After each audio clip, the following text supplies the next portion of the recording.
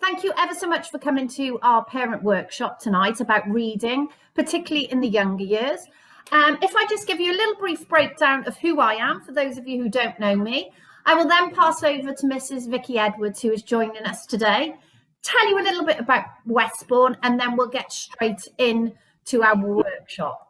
So my name's Jo Chinnock. I'm the head teacher of Westbourne Prep School. I've been working in Westbourne now for 17 years. So I've been here a while. I've had two children. They've been in the school since they were 2.5. They're now 14.5 and 12.5, and they're continuing their Westbourne journey in the senior school. So Vicky, if you'd like to introduce yourself. Yeah, so I'm Vicky Edwards. I've been here 16 years, so just a year less than Jo. I have been working in the nursery. I've worked in the reception class, year 1 and year 2, so I've had a bit of experience in each class, and then have recently undertaken the role of early years coordinator. I've got 2 children who've also come to the school, and one that's about to start in September, so a little one joining the nursery group as well. And yeah, I think that's about it. Brilliant. So let me tell you a little bit about Westbourne for those of you who don't know. We're a small independent school in Chinnock, and we really concentrate on educating the whole child. Now, when I say that, what I mean is our curriculum is jam-packed. Those of you whose children go to our school, you already know that obviously we do all the given lessons, English, maths, science, but we throw a few extra things in, such as we have Fab School every week.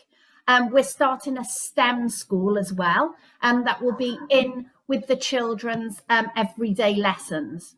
So as you'll go through, you'll really pick up some of the special points about Westbourne, but this particular workshop is all about reading. So it will be heavily focused on early years reading. However, I'm just going to join at the end to give you a little bit of an idea of what we do further at the school as well. So first of all, I will pass you over to Vicky. Brilliant. Right. Okay. So I just wanted to start first of all by saying that reading throughout the school is not just for us about reading and working your way through a reading scheme. What we want to try to do is produce readers who are confident, who have a really good broad understanding, and an understanding of the world around them, and reading itself can access all of those kind of extracurricular lessons as well. It gives a much wider range to all sorts of different subjects. So it isn't just about how quickly you can get your child reading through the reading scheme and you know, moving on to the next level constantly. It is about just building on that confidence at each stage and making sure that we've got that understanding across the board, and it's not just, you know, reading just for reading's sake. You know, working through the reading scheme and building on those reading skills provides so many opportunities into developing children's imagination. Reading can be for relaxation. It makes children much more reflective and empathetic. It just gives children an insight into all these different worlds that are out there through creative reading and yeah, storytelling, I suppose, as well, not just the reading itself. So like I said, we want to make confident readers. They can access all areas and develop their own interests as well within their reading, and, you know, develop their own personalities. I think onto the next slide then, Jo. So, you know, when we think about reading, we think about children learning their phonics. We think about children reading books and working their way through the book stages. That is, like, literally, as the picture shows, that's just the tip of the iceberg. There's so much more to it that's underneath all of what we see on the surface and what we might hear them reading to us.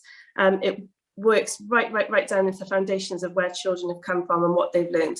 There's so many stepping stones and little foundation building blocks that need to be put in place for this reading eventually to develop.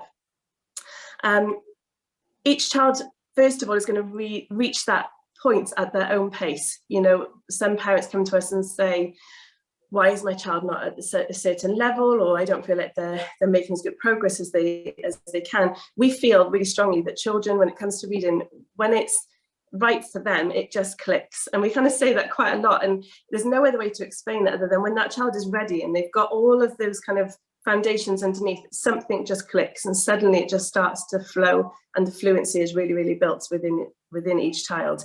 And like I said, that is completely at their own pace. And we want them to reach that pace in their own time, but also to give them that opportunity to reach their full potential.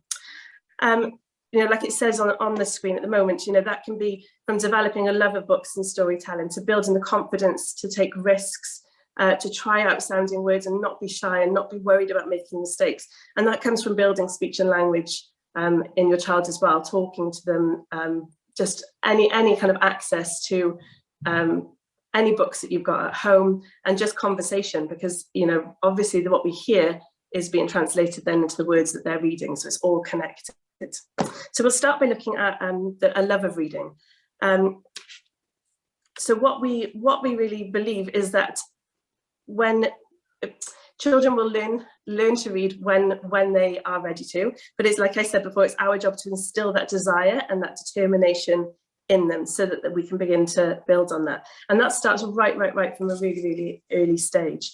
That reading should be fun, it should be engaging, it shouldn't be a job or a chore, or something that they've got to get done before they can go and play a game or something, or watch TV afterwards. We really want to make sure that children are getting the most from the books that they read and enjoying that.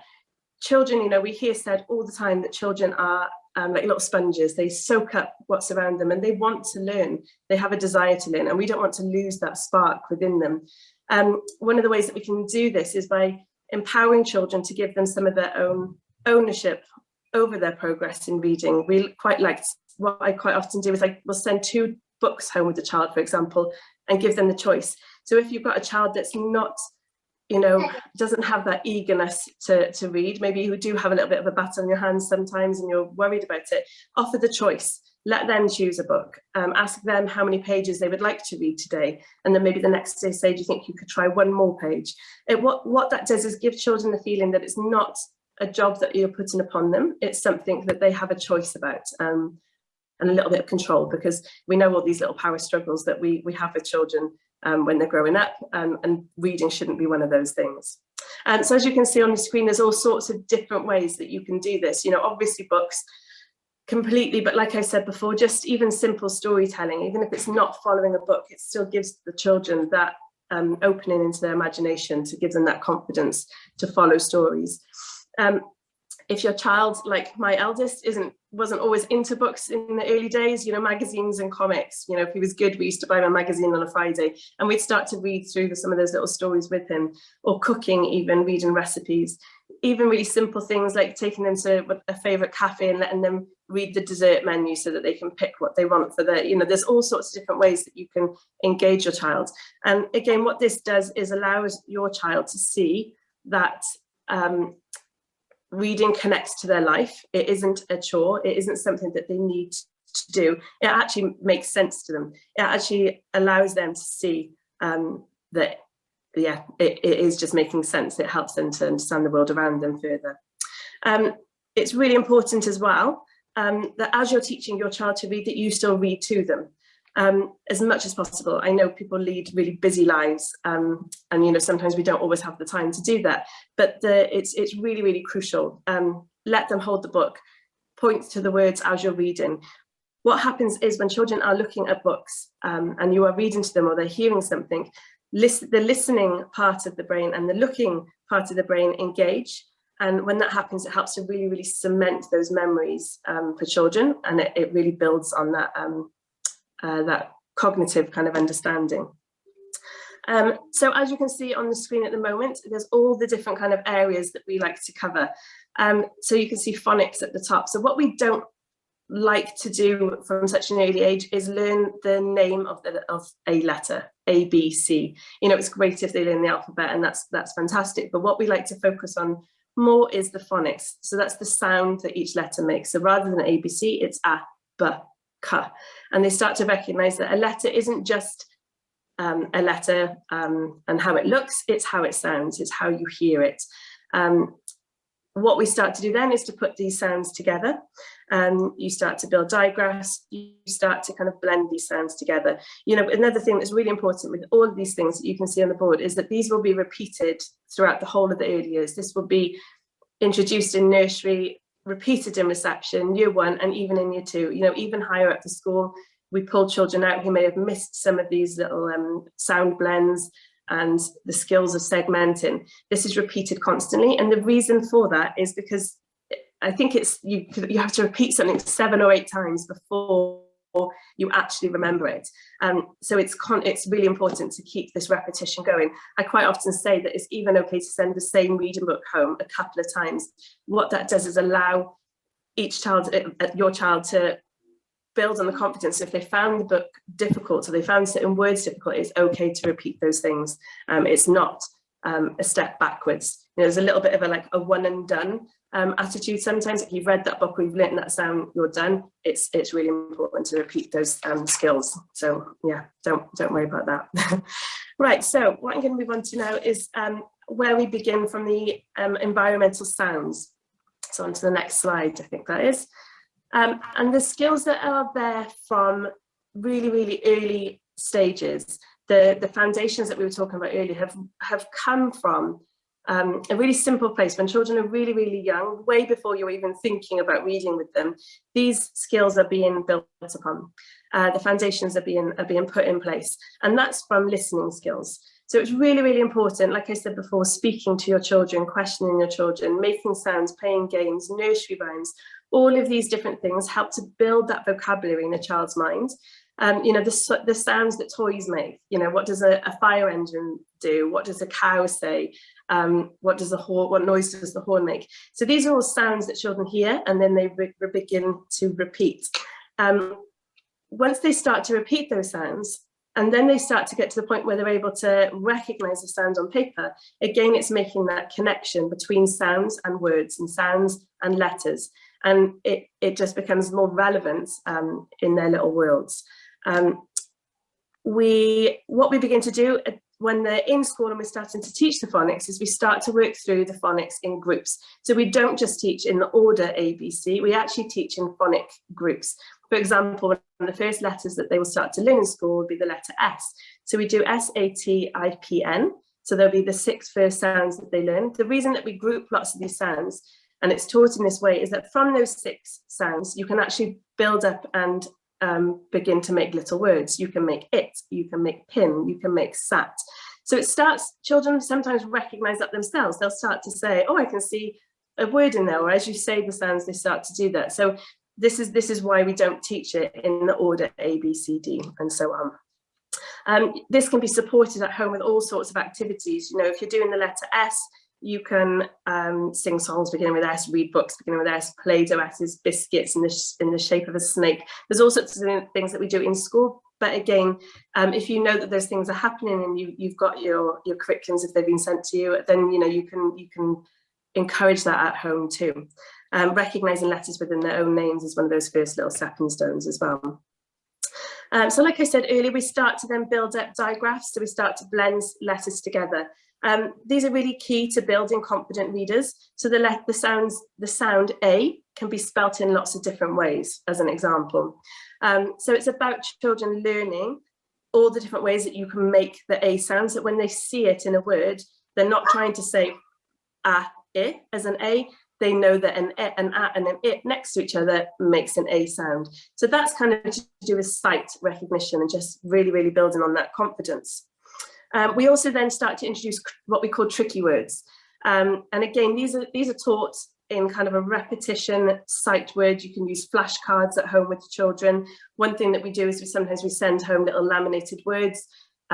One thing I used to do is put them on the mirror so that when my child was brushing their teeth, they could see their sight words and you could go over them with them, or taking them in the car with you. There's all sorts of little games that you can play, matching words and all sorts of things. And those sight words are really important because when we start to move on to books, children will start with wordless books to begin with, just to build up their confidence with holding a book, turning a page, knowing the beginning, knowing the end, and storytelling skills. Then you move on to decodable words, decodable books, and they will be really short little sentences where most of the words will be decodable. So you'll get a word like dog, so the child will be able to recognize dog, and blend those sounds together to make the word dog. So we get decodable books. After that, we start to introduce books with longer sentences, and these tricky words will start to pop up more and more and more. Words like they or their or said. And children just need to know how to pronounce those almost, just quite quickly, and just practicing those and building the confidence in those is the best way. And like I said, repetition is key with that. So then what we start to do is, once we've kind of built on these confident readers and the fluency is starting to begin to develop, it's really important just to not keep whizzing through the books. What we like to do is really stop, and like it says, questions. It's so important. I'm sure you've all probably done it, where you're reading through a book yourself and you get to the end of the page and you think, I don't know what I just read, because you've kind of gone through it too quickly. Children do the same. They're just doing it just to kind of get to the end of the page and not really thinking about what's happened. So it's so important to stop and ask them these questions. Like it's got examples in there in reference to the Gruffalo. How do you think the fox felt? What do you think the mouse likes about the forest? All those kind of questions just start to build on an understanding. And again, it makes it relevant to children's lives. They pull on their own emotions and their own experiences, and just start to connect with the feelings of certain characters and, places that they may have been as well. So reading in Key Stage 1, basically what we want to do is build on those foundations and just really, really, really get to a place where they are confident that reading isn't a chore, that reading isn't something to be scared of, and that it's okay to take risks and try out words, segment those words and break them down, and not just look at a long word and just immediately say, I don't know. We want to build that confidence to have a go and give them those skills to do that. We want to give them really good understanding of what books are about. We've got good questions there. Who's the illustrator? What is an illustrator? Talking about the characters, talking about the settings of stories. One thing we love to do, and is a really good idea, is when you're reading a story, stop and ask them what they think might happen next, or ask them to come up with their own ending to the story. It's a really good way to get children engaged in the book, but also to get their imaginations working for themselves too. And like I said before, it's about confidence, the fluency, and then we start to build on that comprehension, and that starts to get them ready for when we move on to Key Stage 2.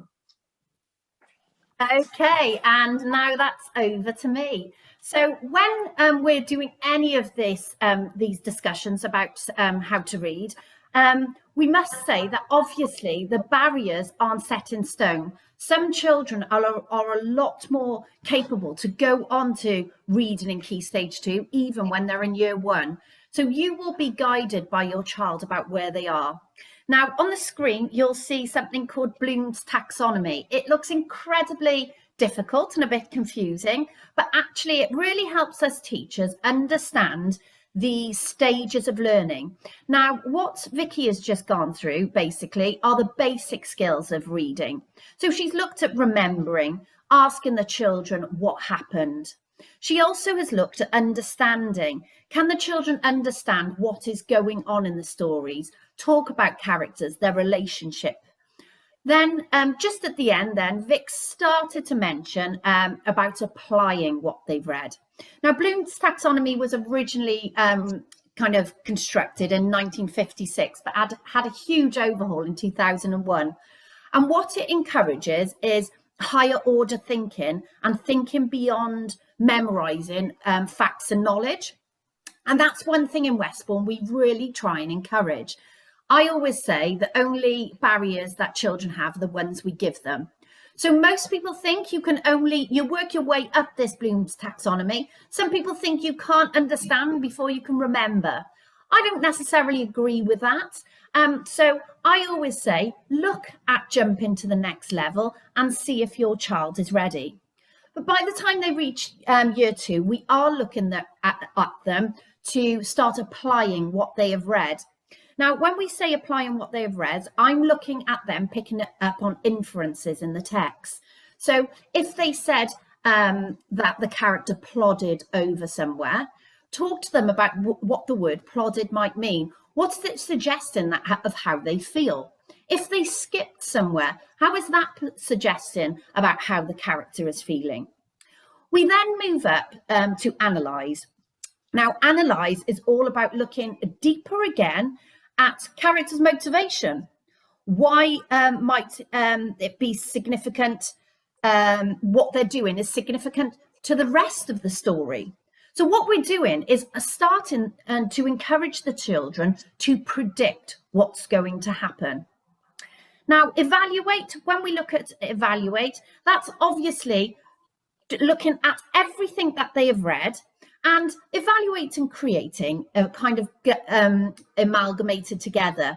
And what we're looking is for the children to start forming views on what they have read. Now, one of the things I do in my year 4 and 5 classes a lot of the time is we will talk about a character's motivation for something. I will ask them, do you agree? Do you disagree? And then often we will do an activity of where they have to defend their opinion, or actually I ask them to tell me what they agree with, then I ask them to argue the other side. And again, what that is doing is making them just think outside the box and more laterally. And what this helps us do is it makes the children, it goes completely against teaching to the test. It makes the children become active learners in what they are reading, etc. And it's teaching children how to think and not what to think. So I'll just slip to the next slide. So I'm sure you're saying this is all well and good, but what questions can I ask for the different areas? So on the screen here, I've got a few ideas of what you can ask as your children enters into the different areas of reading.